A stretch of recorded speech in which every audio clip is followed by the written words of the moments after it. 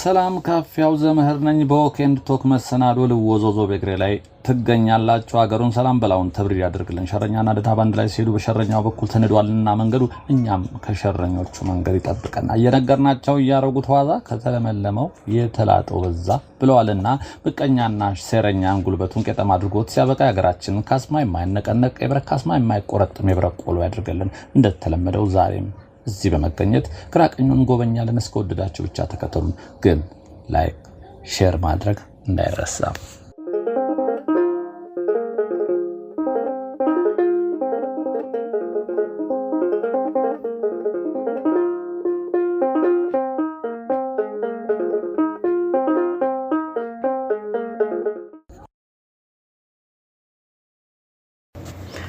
የት ነው የምንገኘው?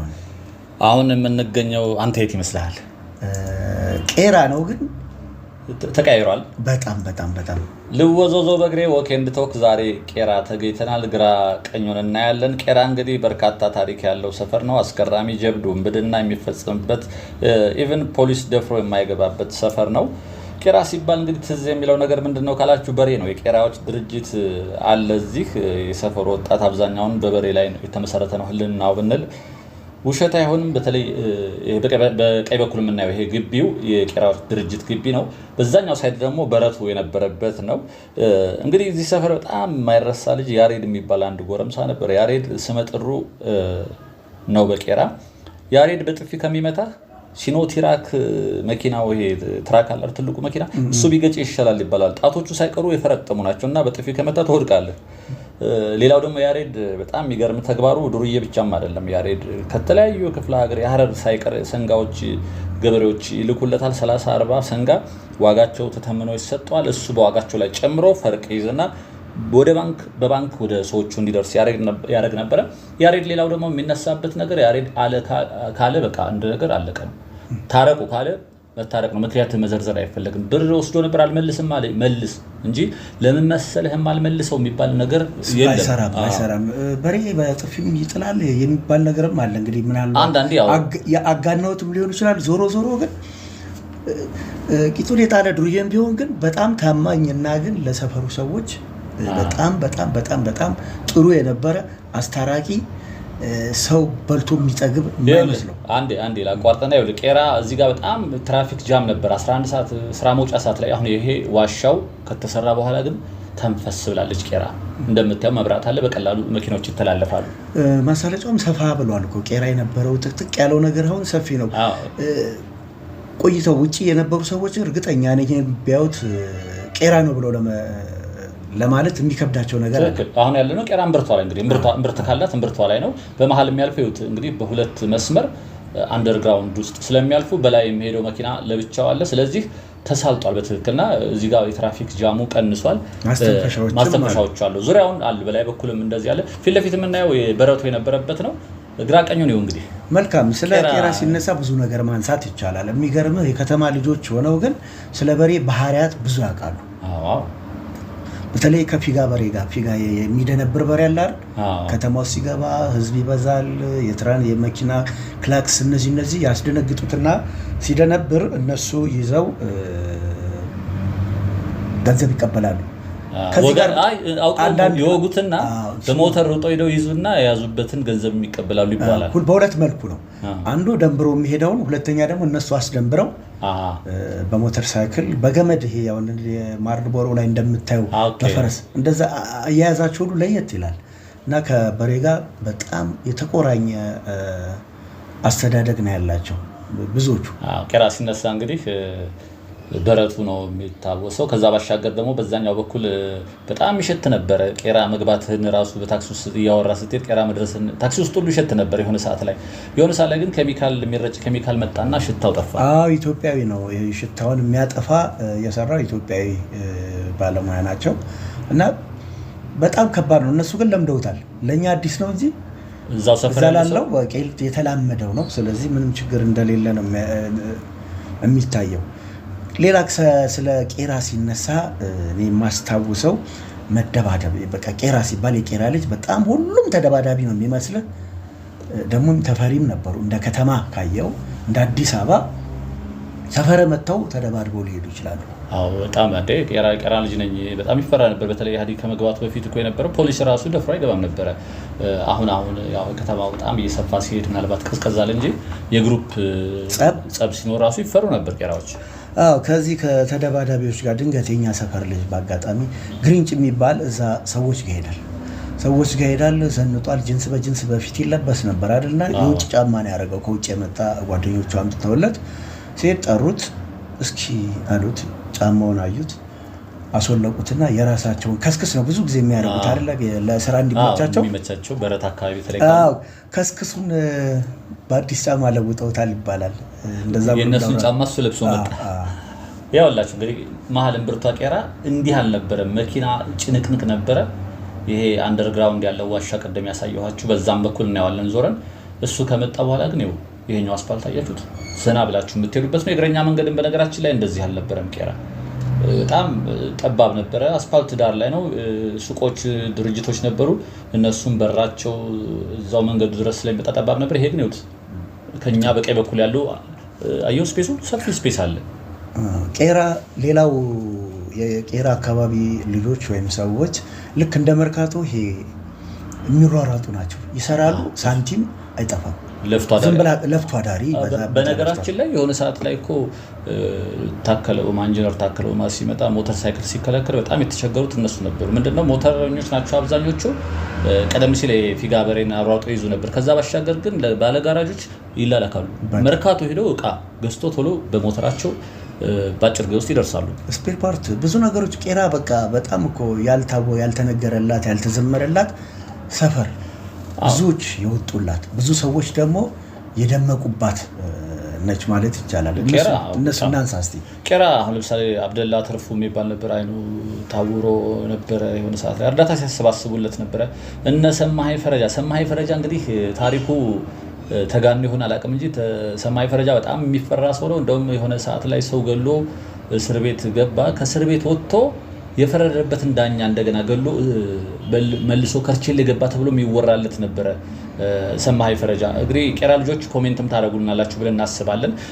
ሌላው ቃሲም የህንድ ፊልም እንግዲህ በኢትዮጵያ ታሪክ ውስጥ በአማርኛ መተርጎም ከጀመረ በኋላ በጣም ስመጥሩ አንደኛው ቃሲም መካ የሚባል ነው። የህንድ ፊልምን በመተርጎም የሚታወቀው እሱም የቄራ ልጅ ነው። ሌላው በጥበብ በኩል ስትሄድ እነ ቢኒያም ወርቁ፣ ዳንኤል ወርቁ ወንድማማቾች ናቸው። በነገራችን ላይ ሁለቱም ዳንኤል ወርቁም ደራሲ ነው።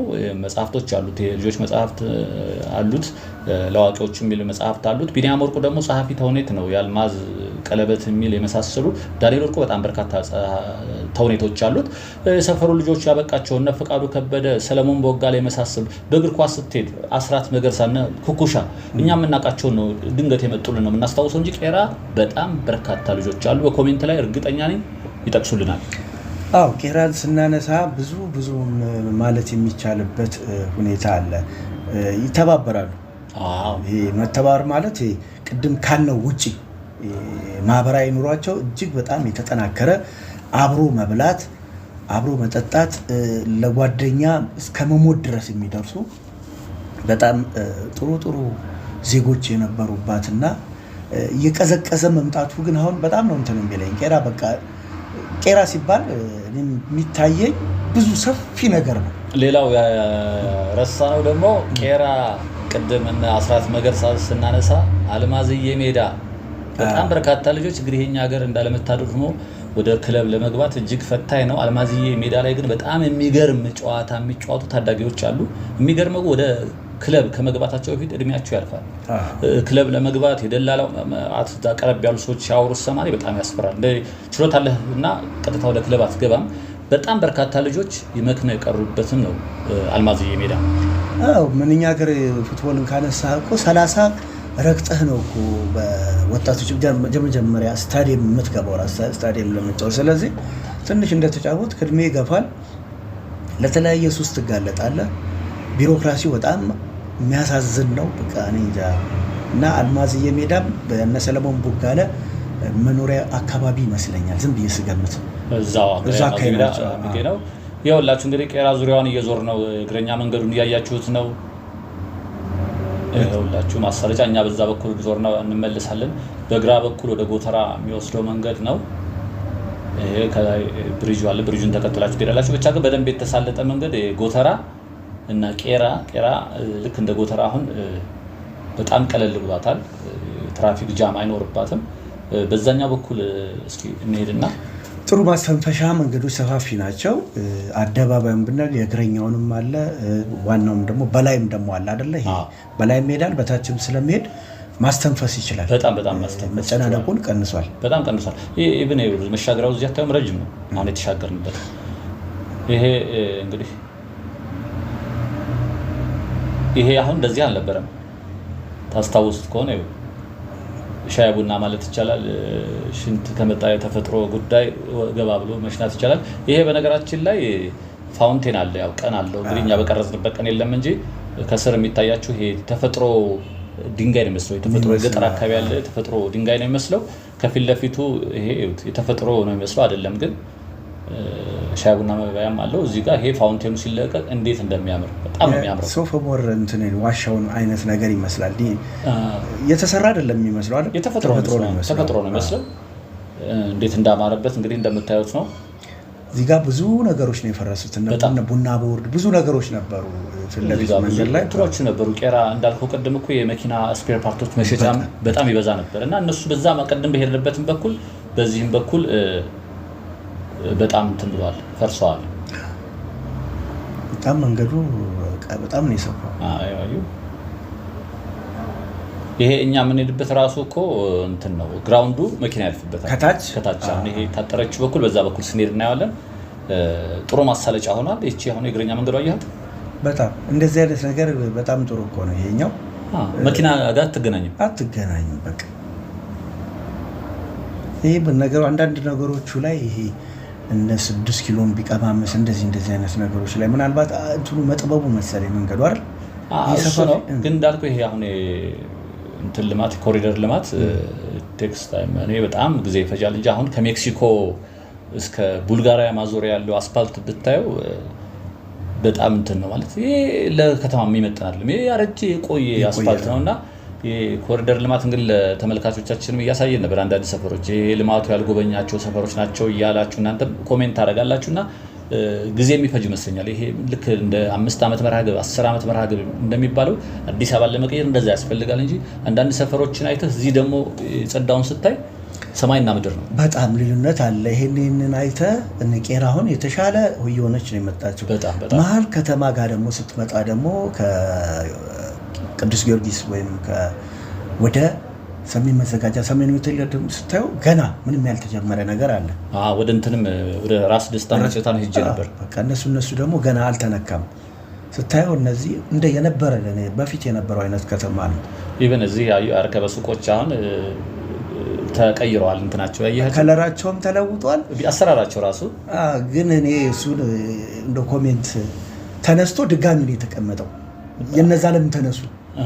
እሱ ምናልባት እዚህ ለውጡ ምንድነው ለአንድ ሰው የተሰጠው ያኔ አንድ ሰው ይዞ የነበረውን ለሁለት ተከፍሏል። ሁለተኛ ደግሞ የሚነሳ ነው እንትን የሚል ነው። ኦኬ በቀላሉ ይነሳሉ። በቀላሉ የሚነሱ ነው። ይሄም አንዱ አድቫንቴጅ ነው ማለት ነው። እዚህ 6 ኪሎ ከጃል ሜዳ ያሉት ለምሳሌ ዝም ብለው ተክሏቸዋል። አስፈላጊ በሆነ ጊዜ ዝም ብለህ ነቅለህ የምትወስደው ነው። አሁን መቼታ ነው ጎሮ ማስጎብኝቼ ነበረ። ወደ ተለያዩ ቦታዎችም ሰምቻለሁ አድርጉ እየተባሉ ይሄ ማስታወቂያ አለጣጠፍ ድርጅቶች እንደዚህ አይነት ቤቶች ከሆኑ ተመሳሳይ አይነት ነገር እንዲሰሩ ትዕዛዝ እንደመጣ እያወራኝ ነበር። እኛ አሁን ስንሄድበት የነበረው ዋሻ ነው። ታናል አለ። እስኪ ታናሉ ዙረን እናሳያቸዋለን።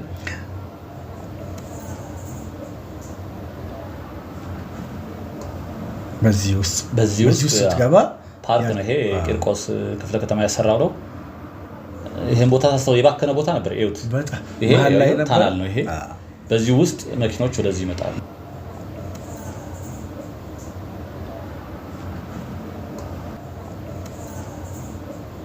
ከእግረኛ የሚጸዳ ነው። ደስ የሚል እግረኛ በስተቀኝና በግራ በኩል እግረኛ መንገድ አለ።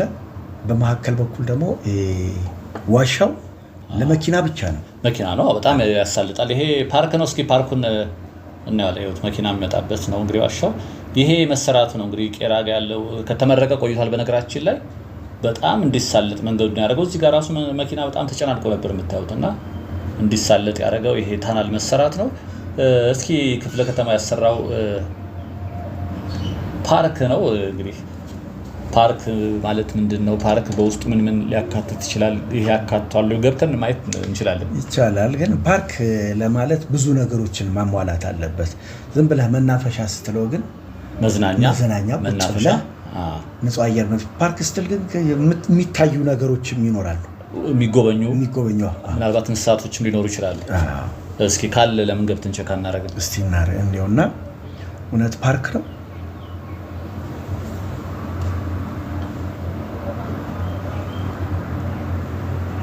አልተለመደችም እቺ መንገድ። የባከነ ነበር ይሄ መንገድ ትዝ ይልህ ከሆነ ምንም ነገር የሌለው በጣም ባክኖ ነበር። በቀኝ በኩል በነገራችን ላይ ግንባታ እየተካሄደ ነው። አጥር የታጠረበት በኤጋ ቆርቆሮ የሆነ ስራ እየተሰራበት ነው። መግቢያው ያምራል። እንደዚህ ነው እንግዲህ ግሪን አድርገውታል። ግሪን ነው። አሁን በጣም ደስ የሚለው እንደዚህ አይነት አገር በቀል ዛፎች በስፋት በየመናፈሻውና በየይሄ መንገድ ዳርቻ መሆኑ በጣም ጥሩ ነው አይደል? ላይን ራሱ ትምህርት ቤቶችም እንደዛ እያደረጉ ነው። ልጆችን ለማስተማር አገር በቀል ዛፎችን እግረ መንገድ እንዲያውቁ እየተደረገ ነው። ይሄ ነገር ጥሩ ነገር ነው። ትክክል ነው። እሱ ካልሆነ አሁን ቀደም ሲል የግል ትምህርት ቤቶች እንግሊዝኛ በህንድ መጽሐፍ ነበር የሚያስተምሩትና ምሳሌ የሚያደርጉት የህንድን አካባቢ ነው። ተክልም ሲጠሩ የዛን ነው አዳብት እንኳን ሳይደረግ ያስተምሩ ነበር ከኛ ሀገር ይልቅና ልክ ነህ እንዳልከው ነው። አሁንም ግሪን መሆኑ ያምራል። ይኸውት እንደምታዩት ግራ ቀኙን እያያችሁ ነው። ትንሽ ዞር ብለህ ደከም ካለ አረፍ ማለት ይችላል። እንግዲህ በታ በቀኝ በኩል ያሉት አሁን ካፌ አገልግሎት የሚሰጡ ናቸው። ምግብ አለ፣ ቁርስ አለ፣ ቡና አረፍ ብለን ቡና ለመጠጣት እንፈልግ ጓሮ ድሮ የሚተከሉ እነ ኮባ እነሱ አሉ። እንግዲህ ይህንን የዛሬውን የቄራን ቪዲዮ እንድንሰራ ስፖንሰር ያደረጉን አትፍረድ፣ ዳን ተስፋዬ 17 ቀበሌው ያግ፣ ሚካኤል ታምራት፣ ደርሰህ አሰግድ፣ የኛ ኢትዮጵያ በእናንተ ስፖንሰር አድራጊነት ዛሬ ቄራን አይተናል። እንደገና ደግሞ ከሜክሲኮ ስቴዲየም ድረስ ሌላ አንድ ፕሮግራም እናዘጋጃለን። ለምን እንደሆነ ይሄን ያልኩት እናንተ ታውቁታላችሁ። ለዛሬ እንግዲህ ይሄን ዙሪያ ገባውን እያያችሁ እናንተ ቪዲዮውን ጨርሱት። እኛ ከወዲሁ እንሰናበታለን። እንደሁሌው ሰላምና ጤና ከሁላችን ጋር እንዲሆን ተመኘን። ጤና ይስጥልኝ።